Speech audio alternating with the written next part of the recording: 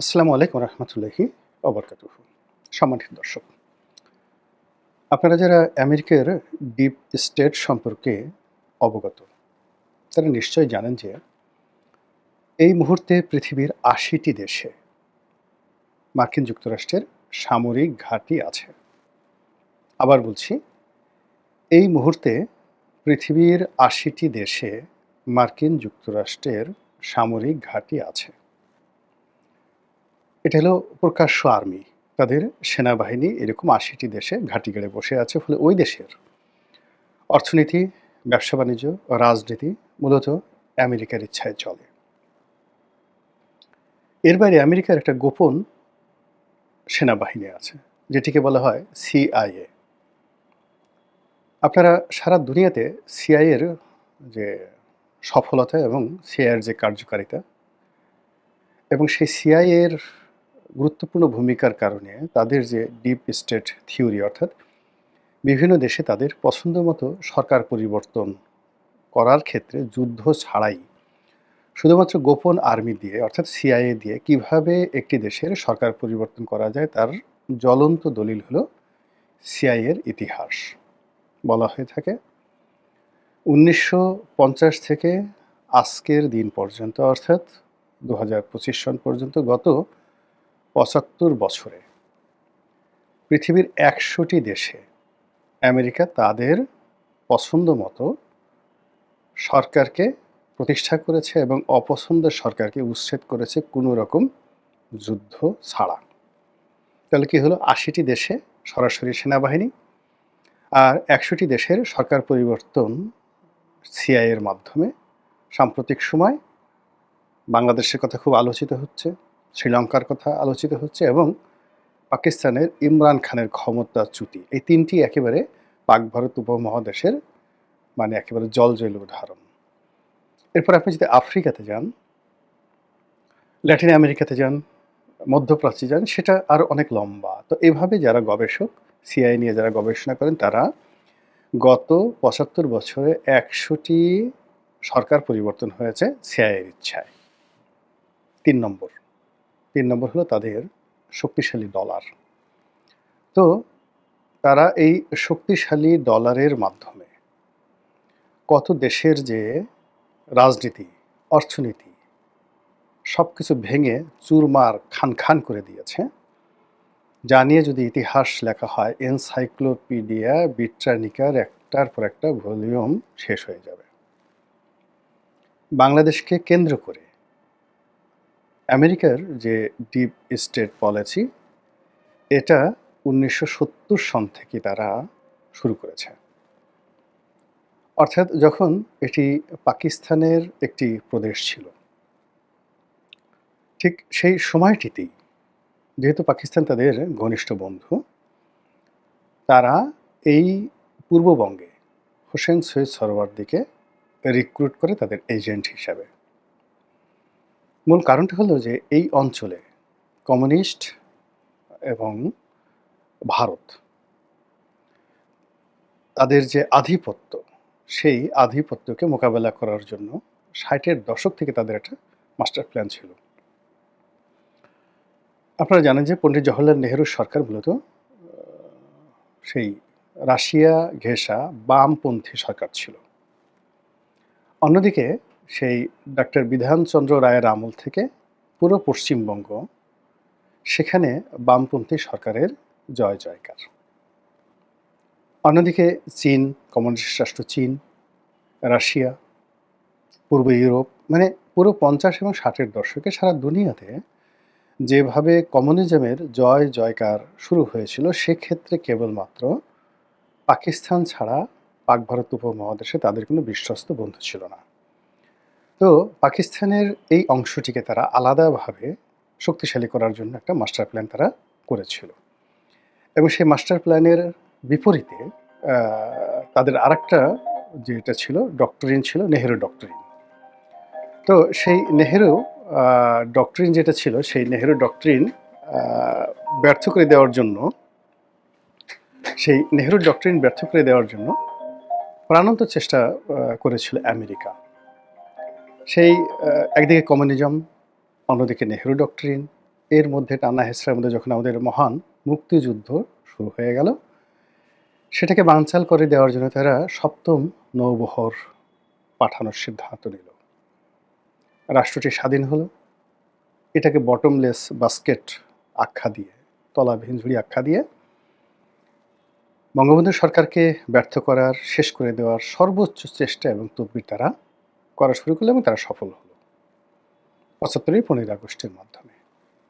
তো সেই যে আমেরিকার যে ডিপ স্টেট পলিসি, এটা এসে ৮০-র দশকে নীতিগতভাবে তারা কিছু সিদ্ধান্ত পরিবর্তন করে। এর কারণ হলো তারা যেভাবে কমিউনিজমকে শত্রু মনে করেছিল, সেটা সোভিয়েত ইউনিয়নের পতনের পরে সেই ভয়টা তাদের কেটে যায়। পূর্ব ইউরোপের পতনের পরে সেই ভয়টা কেটে যায়। বার্লিন ওয়ালের পতনের পরে সেই ভয়টা কেটে যায়। কিন্তু সেই ২০০০ সন থেকে তাদের নতুন আতঙ্ক দেখা দেয় সেই চীন নীতি, মানে চীনের উত্থান। এবং চীনের যে উত্থান, সেই উত্থানটাকে তারা সাবেক সোভিয়েত ইউনিয়ন বা কমিউনিজমের উত্থানের চাইতে আরও ভয়াবহ মনে করে।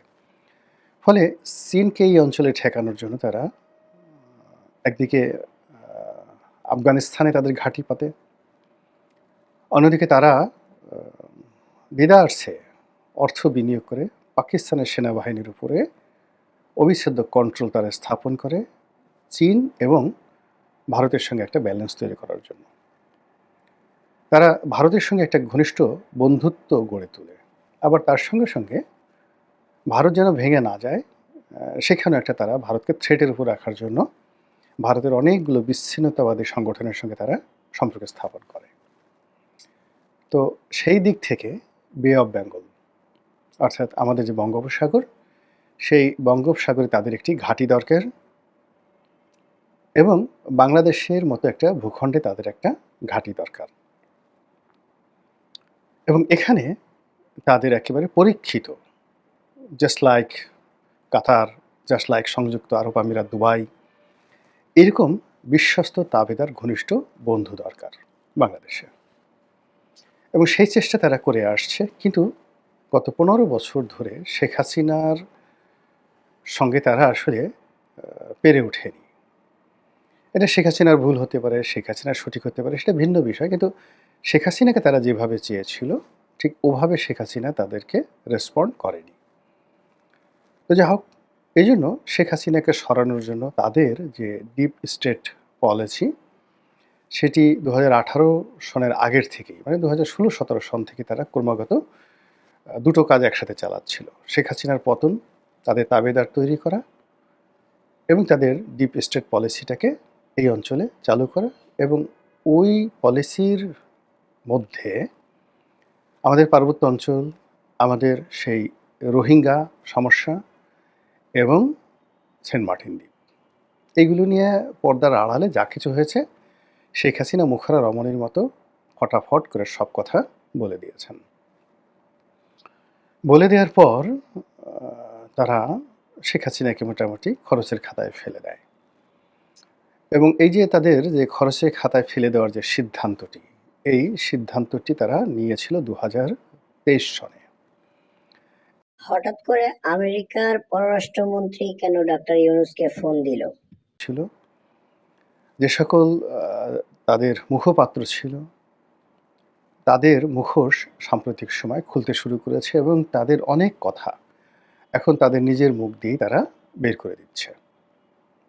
তো এনিওয়ে, আমরা যারা প্রকাশ্যে কথা বলতাম সেই প্রথম থেকেই, ২০০৯ থেকেই প্রকাশ্যে কথা বলতাম, আমরা আমেরিকার এই যে অবস্থান, এই অবস্থানটা বুঝতে পেরেছিলাম এবং আমরা দেশের পক্ষে অবস্থান নিয়ে সরকারকে সতর্ক করেছি, জনগণকে সতর্ক করেছি এবং এখনও কিন্তু আমরা সেই কাজটি করে যাচ্ছি।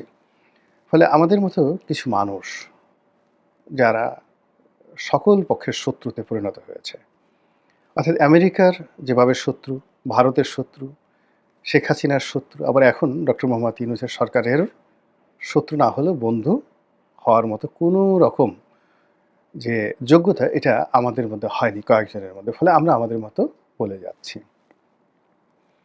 কিন্তু এর মধ্যে একটার পর একটা দুর্ঘটনা ঘটে যাচ্ছে।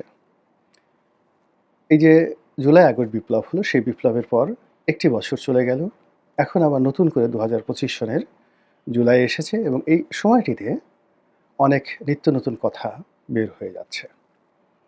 সেখানে ম্যাটিকুলাস ডিজাইন, শেখ হাসিনার পতনের জন্য ম্যাটিকুলাস প্ল্যান, এটা নিয়ে যেভাবে খুব জোরালো কথাবার্তা হচ্ছে, আবার যারা এই প্ল্যানের অন্তর্ভুক্ত নয় কিন্তু গণতান্ত্রিক পদ্ধতিতে নির্বাচন করে ক্ষমতায় আসার জন্য যারা নিজেদেরকে সবচেয়ে যোগ্য ভাবে, সেই বিএনপির মতো দল, তারা এই ম্যাটিকুলাস প্ল্যানের কিছুই জানতো না। তারা বড় জোর দিল্লির সঙ্গে একটু ঘোরাফেরা করতো, তারা বড় জোর একজন রাষ্ট্রদূতের সঙ্গে একটু বৈঠক করতো, পিটার ডি হাসের সঙ্গে অর্থাৎ মার্কিন রাষ্ট্রদূতের সঙ্গে যদি তাদের একটা ডিনার হতো, পিটার ডি হাসের সঙ্গে তাদের কোনো আলাপ আলোচনা হতো, ওটাকে তারা মনে করতো একটা বিশাল বিজয়। কিংবা ব্রিটিশ রাষ্ট্রদূত সারা কুকের সঙ্গে তাদের কোনো বৈঠক হয়েছে, ওটাকে তারা সফলতা মনে করতো। কিন্তু এর পেছনে যে জর্জ সরোজ রয়েছে, এর পেছনে যে হাজার হাজার কোটি টাকা বিনিয়োগ হয়েছে এই বাংলায়, এটা আমাদের মতো চদু পাবলিক দূর থেকে শুনেছেন কিন্তু চোখে দেখেনি। কিন্তু যারা চোখে দেখেছেন তারা এখন যে বিপদ বিপত্তির মধ্যে পড়েছেন। আর অন্যদিকে যারা এই চদু পাবলিক, যা সরোজের এই টাকার সন্ধান পাননি, মোসাদের এজেন্ট হতে পারেননি, মোসাদের টাকা পাননি, তারা এই যে ম্যাটিকুলাস ডিজাইন এবং আমেরিকার যে পরিকল্পনা, সেই পরিকল্পনাটা এখনও তারা আত্মস্থ করতে পারছেন না। ফলে কী হলো, পুরো রাজনীতির ময়দানটা এখন ঘোলা হয়ে যাচ্ছে। ঘোলা হয়ে এখানে কে ভারতের দালাল, কে মোসাদের এজেন্ট, কে জর্জ সরোজের এজেন্ট, কে আমেরিকার এজেন্ট, কে জঙ্গি, কে আইএসের এজেন্ট, এসব নিয়ে কাদা ছোড়াছুড়ি, জঘন্য পর্যায়ের কাদা ছোড়াছুড়ি শুরু হয়ে গেছে বাংলায়। এবং এরই মধ্যে যারা বিনিয়োগ করেছেন তাদের বক্তব্য হলো, মাল দাও, করি ফেলো, যা কিছু করেছি তার প্রতিদান দাও। এবং এটা স্বাভাবিক। আপনারা জানেন যে মীর জাফরের পেছনে বিশাল ইনভেস্টমেন্ট ছিল জগৎ শেঠের, আর জগৎ শেঠকে দিয়ে এই ইনভেস্টমেন্টটা করিয়েছিল ব্রিটিশ ইস্ট ইন্ডিয়া কোম্পানি। এবং ব্রিটিশ ইস্ট ইন্ডিয়া কোম্পানির যে মাদ্রাজ অফিস, তাদের দুটো হেডকোয়ার্টার ছিল পাক ভারতে। একটা হলো মাদ্রাজে, আর একটা হলো ফোর্ট উইলিয়াম কলকাতাতে। কলকাতাটা তুলনামূলকভাবে ছোট অফিস ছিল। তো মাদ্রাজ অফিসের যিনি সামরিক প্রধান ছিলেন, সেটা হলো কর্নেল এই যে আমাদের রবার্ট ক্লাইভ। তো রবার্ট ক্লাইভকে বিশেষ দায়িত্ব দিয়ে পাঠানো হয় ফোর্ট উইলিয়ামে, অর্থাৎ কলকাতার দায়িত্বে। এবং সেখানে তাদের মধ্যে যে চুক্তি হয়, অর্থাৎ জগৎ শেঠ, রায় দুলভ, ইয়ার লতিফ, মীর জাফর, এদের মধ্যে যে চুক্তি হয়, সেই চুক্তির জন্য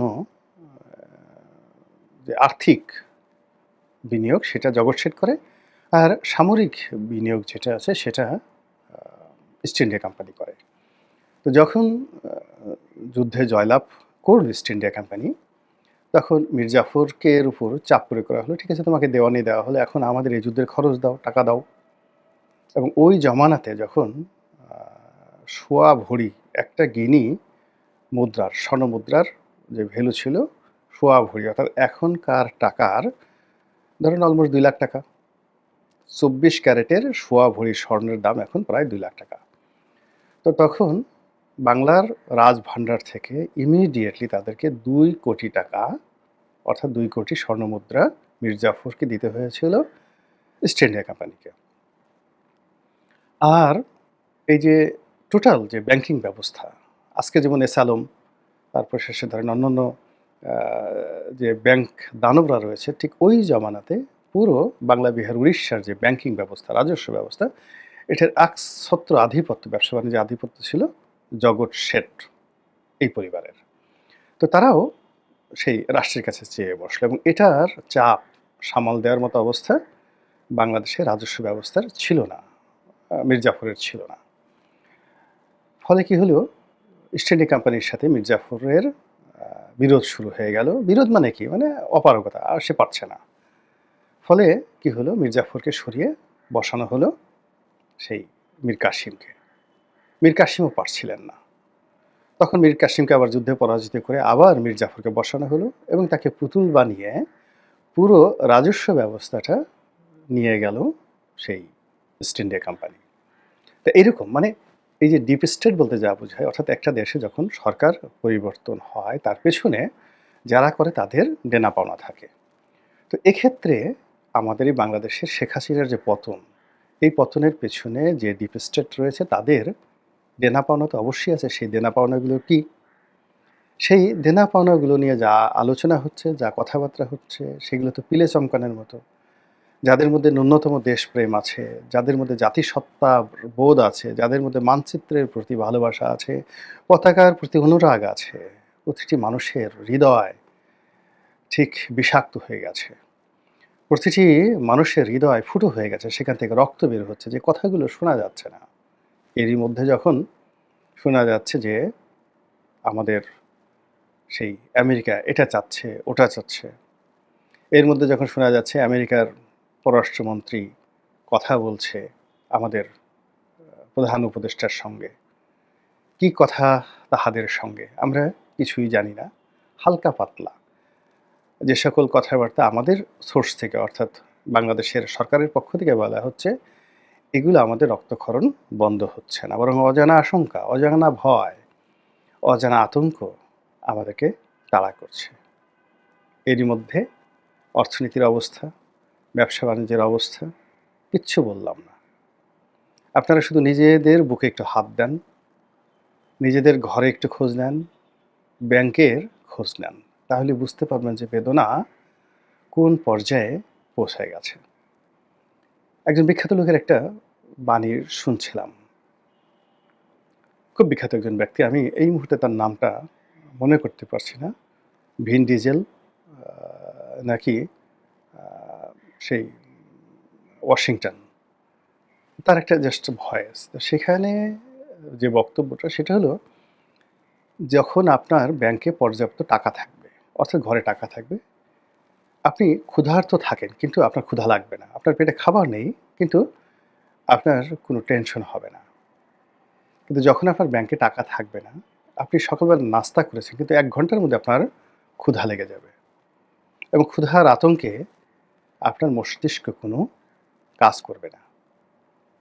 এখন আমরা যারা ১৮ কোটি জনগণ, খেটে খাওয়া মানুষ, আমাদের তো লন্ডন আমেরিকাতে ব্যবসা বাণিজ্য নেই।